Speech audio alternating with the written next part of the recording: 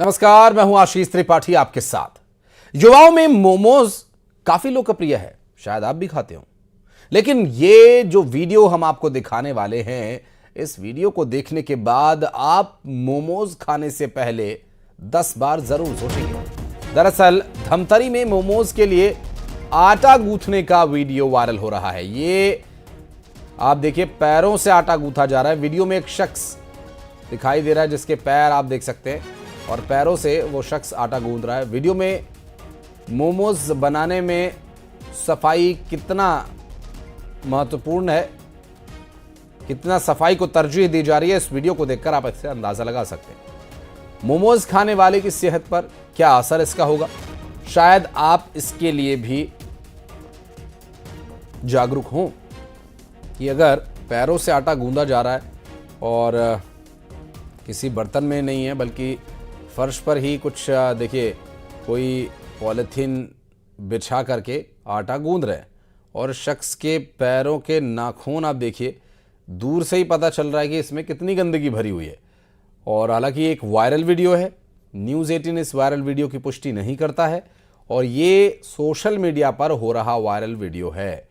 और मोमोज बनाने के लिए मैदे को कैसे गूंदा जा रहा है, कैसे उसे तैयार किया जा रहा है लोगों के सामने परोसने के लिए, लोगों को खिलाने के लिए, आप देखिए तस्वीरों में। धमतरी से बताया जा रहा है ये वीडियो। और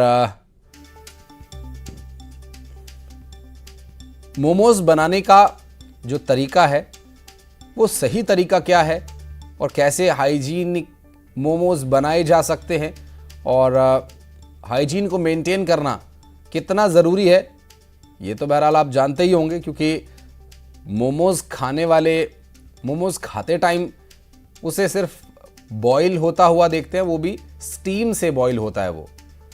और स्टीम बॉईल या फिर फ्राई मोमोज, कई तरह की वैरायटीज़ निकली हुई हैं मार्केट में। बात करेंगे हमारे सहयोगी अभिषेक पांडे से। अभिषेक, हालांकि ये वीडियो सोशल मीडिया का है, लेकिन मोमोज बनाने के लिए क्या आटा गूंदने का यही एक तरीका बचा है? अनहाइजीनिक है और सेहत के लिए बिल्कुल नुकसानदेह ही साबित होने वाला है। लेकिन जिस तरह से ये जो चीनी व्यंजन है, जो लोकप्रिय बहुत ज्यादा लोग इसे पसंद करते हैं और रोजाना स्ट्रीट फूड के रूप में लोग इसे रोज खा रहे हैं। लेकिन ये जो वीडियो दिखा रहा है ये डराने वाला है, हैरान करने वाला है और कम से कम आंखें खोलने वाला है कि ये जो संबंधित डिपार्टमेंट है वो इस चीज को पुष्टि करें, जांच करें और जरूरी कदम उठाएं। अगर इसी तरह से अगर बाजार में मोमोज बिक रहे हैं तो निश्चित रूप से बहुत ज्यादा नुकसानदायक है। बहुत शुक्रिया आपका इस पूरे मामले पर जानकारी देने के लिए अभिषेक।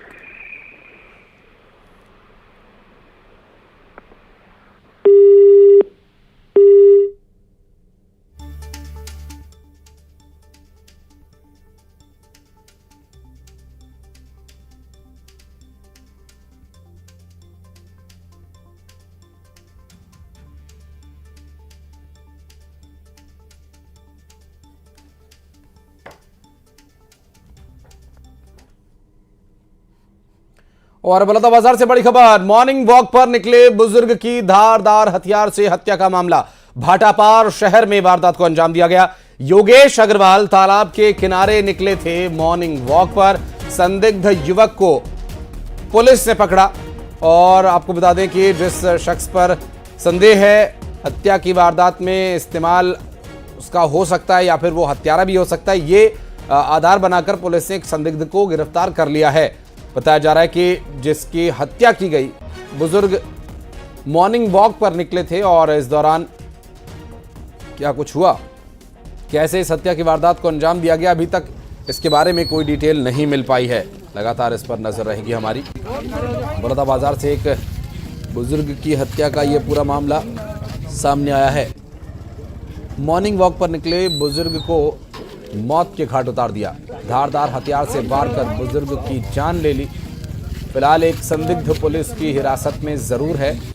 बहरहाल अभी देखना ये होगा कि क्या यही शख्स हत्यारा। योगेश हमारे सहयोगी इस वक्त जुड़ गए हमारे साथ, बात करेंगे उनसे। योगेश, क्या डिटेल्स मिल पा रही हैं बुजुर्ग शख्स की हत्या के मामले से जुड़ी? जी देखिए आशीष, आपको बता दूं कि सुबह की घटना है। भाटापारा शहर में जब बुजुर्ग मॉर्निंग वॉक से निकला हुआ था तभी उनकी धारदार हथियार से मारकर हत्या कर दी गई है।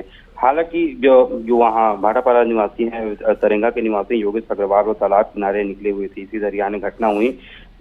पुलिस ने संदेही युवक को पकड़ा है। पूछताछ भी जारी है कि आखिर ये घटना कैसे हुई, क्यों हुई, क्योंकि संदेही युवक है, इसे पकड़ा गया है। इस लिहाज से कहा नहीं जा सकता कि हत्यारा ही है, लेकिन पुलिस पतासाजी कर रही है। अभी अभी की घटना है, कुछ देर घंटे पहले ही। उसके बाद कुछ देर बाद आरोपी को पकड़ा गया। आरोपी को गिरफ्तार कर थाना ले गए हैं। उसके बाद पूछताछ के बाद पता चलेगा कि आखिर बुजुर्ग की हत्या क्यों की और हत्यारा कौन है। बहुत शुक्रिया आपका इस पूरे मामले पर जानकारी देने के लिए।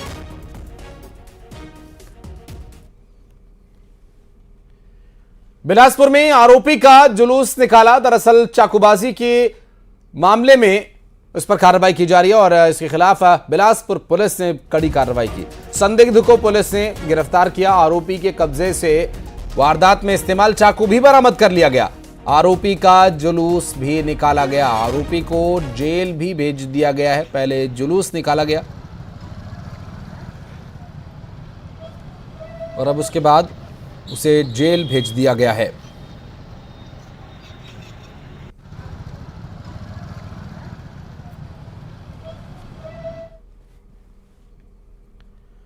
और बढ़ते आगे आपको बता दें कि महासमुंद में एक बार फिर बुलडोजर गरजा। दरअसल शांतिनगर में अवैध अतिक्रमण पर यह बुलडोजर चला। 22 घरों पर बुलडोजर चलाकर अतिक्रमण हटाया गया। दरअसल अतिक्रमणकारियों में और पुलिस कर्मचारियों में झड़प भी हो गई और यहां मौके पर एसडीएम, तहसीलदार, नगरपालिका प्रशासन, एएसपी सहित भारी पुलिस बल तैनात किया गया है।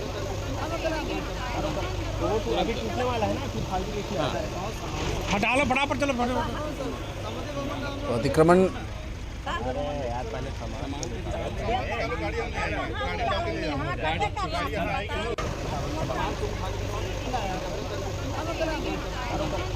अभी टूटने वाला है ना, हटा लो फटाफट, चलो तो ये जो कार्रवाई की जा रही है, जो एक्शन लिया गया, ये दरअसल अतिक्रमण के खिलाफ कार्रवाई चल रही है। अभी टूटने वाला है ना, हटा लो फटाफट, चलो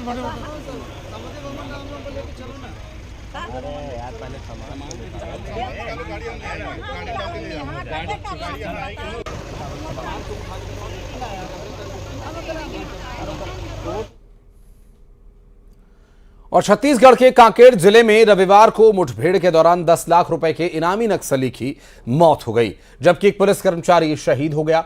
पुलिस के एक वरिष्ठ अधिकारी ने यह जानकारी दी। नक्सल रोधी अभियान के तहत संयुक्त बलों के एक दल की कार्रवाई के दौरान छोटे बेठिया थाने के तहत हिदुर गांव के पास एक जंगल में मुठभेड़ हुई। अधिकारी ने बताया कि हिदुर जंगल में नक्सलियों की मौजूदगी के बारे में एक खुफिया जानकारी मिलने के बाद अभियान शुरू किया गया था। उन्होंने कहा कि राज्य पुलिस की जिला रिजर्व गार्ड यानी डीआरजी, बस्तर फाइटर्स कर्मचारी, बीएसएफ और जिला बल के जवान इस अभियान में शामिल थे। अधिकारी ने यह बताया कि गश्ती दल जंगल की घेराबंदी कर रहे थे और तभी नक्सलियों ने उन पर अंधाधुंध फायरिंग शुरू कर दी, जिसके बाद मुठभेड़ शुरू हुई। उन्होंने बताया कि इस मुठभेड़ में कांकेर के पखांजुर क्षेत्र के संगम गांव के रहने वाले बस्तर फाइटर्स के कांस्टेबल रमेश कुरेठी शहीद हो गए और कल ही बीजापुर में 1 लाख रुपए की एक इनामी महिला नक्सली को गिरफ्तार किया गया और ये महिला नक्सली किसान आदिवासी मजदूर संगठन की अध्यक्ष थी। इसे जारपल्ली के जंगल से गिरफ्तार किया गया।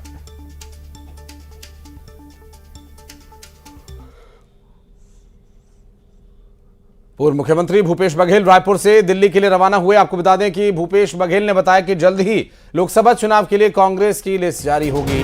दिल्ली में अब स्क्रीनिंग कमेटी की यह बैठक आखिरी बैठक है और इसके बाद सभी नाम सीईसी में जाएंगे और सीईसी में उम्मीदवारों के नाम पर फैसला होगा। उन्होंने कहा कि बीजेपी की लिस्ट पहले आने से कांग्रेस की रणनीति में कोई बदलाव नहीं होगा। जिनके नाम सर्वे में हैं उन्हीं में से मुहर लगेगी। और यहां बघेल ने दावा किया कि बीजेपी में कई उम्मीदवार चुनाव लड़ने से मना कर रहे हैं, जिसका यह सीधा सा मतलब है कि अब बीजेपी की लोकप्रियता नहीं रही। भूपेश बघेल ने बीजेपी पर महिलाओं को धोखा देने का आरोप लगाया।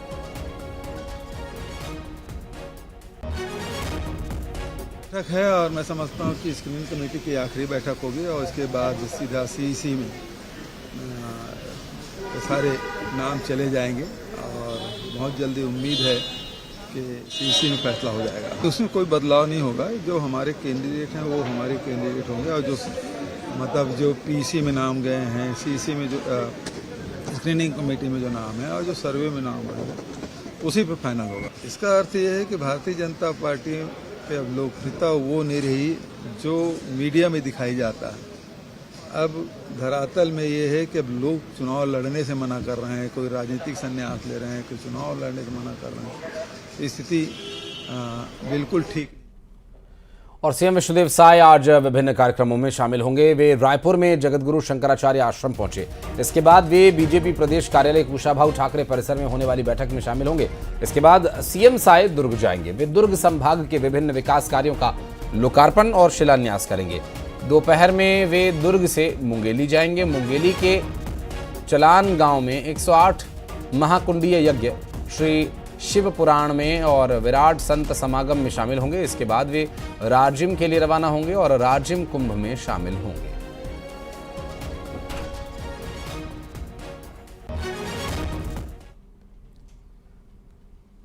और खबर बलरामपुर से, जहां 7 अनफिट स्कूल बसेस का चालान काटा गया। यातायात एवं परिवहन विभाग ने कार्रवाई की। 45 स्कूल बसेस की जांच की है।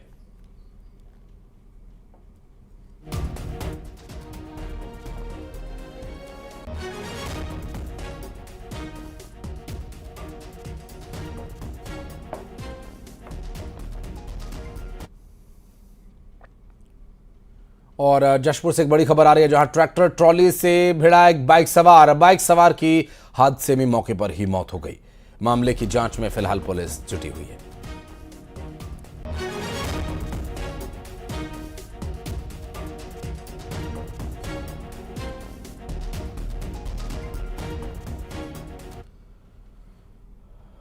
सूरजपुर में दंतैल हाथी की दहशत। दल से बिछड़ा एक दंतैल हाथी। प्रतापपुर के रिहायशी गांव में घूम रहा हाथी। दरअसल वन विभाग की टीम यहां सरहरी के जंगल की ओर उसे खदेड़ रही है। ग्रामीणों को सतर्क रहने की चेतावनी दी गई है और प्रतापपुर वन परिक्षेत्र का यह पूरा मामला बताया जा रहा है।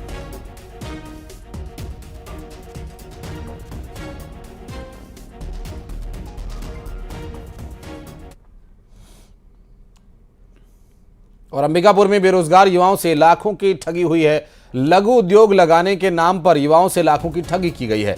रुपए जमा कराकर दुकान बंद कर ठग फरार हो गया और कच्चा माल देने और तैयार माल खरीद लेने का झांसा दिया गया था और ठगी के शिकार युवाओं ने उसकी शिकायत की है।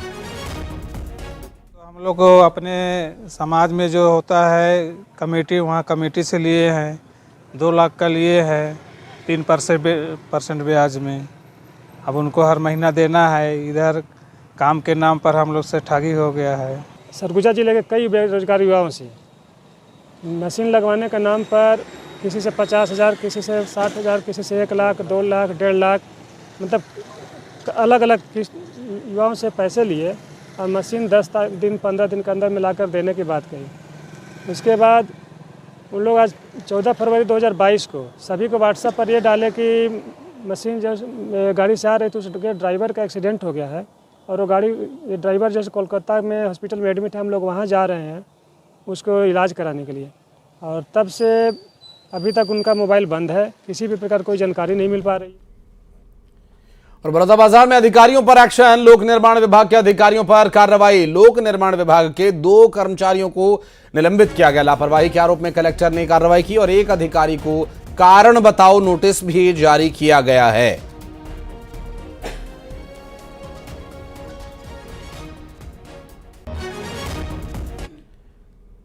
और इस बीच सूरजपुर से एक बड़ी खबर। 11 साल के मासूम ऋषु की अस्थियां पुलिस ने परिजनों को सौंप दी हैं। परिजन अस्थियों से अंतिम संस्कार करने से इनकार कर रहे हैं। दरअसल लोगों में इस बात को लेकर जबरदस्त आक्रोश है। आरोपियों के मकान तोड़ने की मांग की जा रही है। फिरौती के लिए मासूम की हत्या कर दी गई थी। शव को जंगल में जला दिया गया था।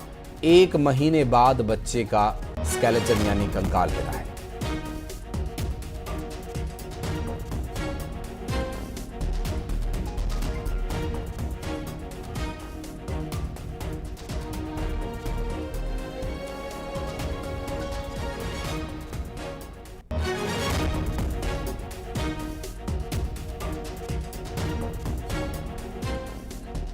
तो मासूम की हत्या के खिलाफ आक्रोश लगातार देखा जा रहा है। परिजनों का इस पूरे मामले में जो विरोध है, अब वो अस्थियों का अंतिम संस्कार करने से इनकार कर रहे हैं, क्योंकि फिरौती के लिए एक मासूम के हत्या का ये पूरा मामला बताया जा रहा है। सूरजपुर में एक मासूम बच्चे की हत्या कर दी गई।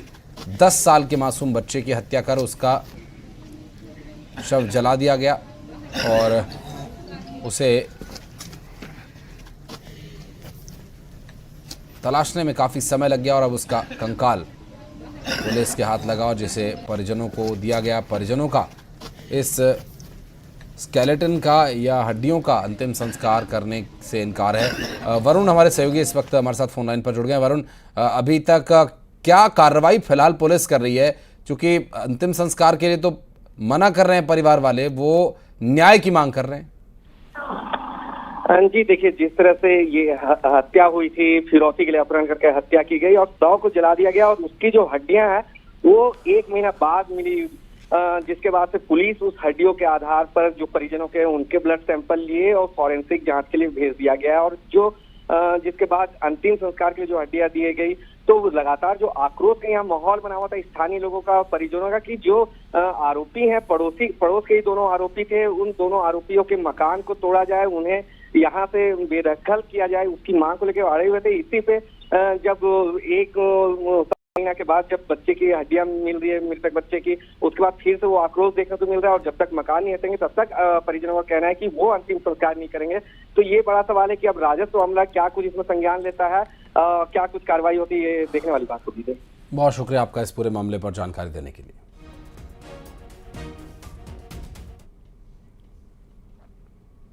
और कांकेर में महिला बाल विकास विभाग सचिव शम्मी आबिदी ने नक्सल प्रभावित क्षेत्र का दौरा किया और क्षेत्र का कलेक्टर के साथ दौरा किया और उन्होंने धीमी गति से चल रहे विकास कार्यों पर नाराजगी जाहिर की। ठेकेदारों को काम में तेजी लाने के निर्देश भी दिए। आपको बता दें कि चिलपरस और अलपरस, पानी, डोबरी अति संवेदनशील क्षेत्र हैं जहां पर विकास कार्यों का निरीक्षण करने के लिए अधिकारी पहुंचे।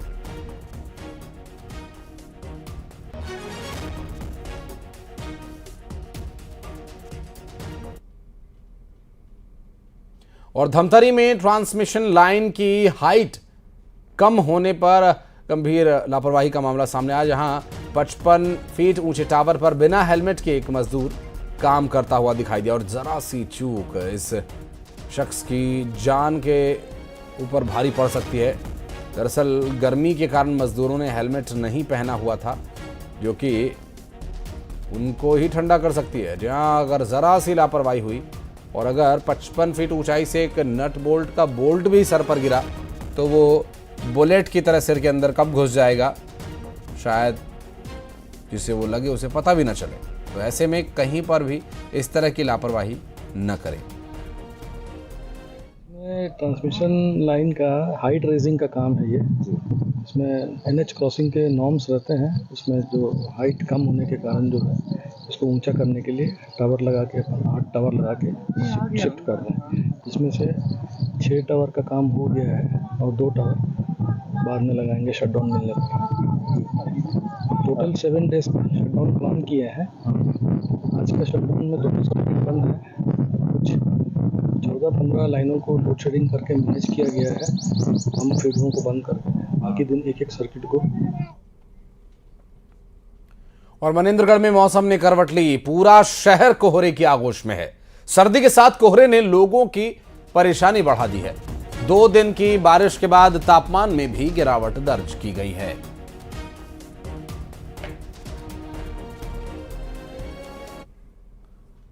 और गरियाबंद में राजिम कुंभ कल्प में देश विदेश से लाखों की संख्या में लोग पहुंच रहे हैं। भक्तों की सुरक्षा और कुंभ की व्यवस्था बनाए रखने के लिए पुलिस ने पुख्ता इंतजाम किए हैं। यहां 300 से ज्यादा CCTV कैमरास लगे हुए हैं। गरियाबंद, धमतरी और रायपुर पुलिस के 1000 से ज्यादा जवान चप्पे चप्पे पर तैनात हैं।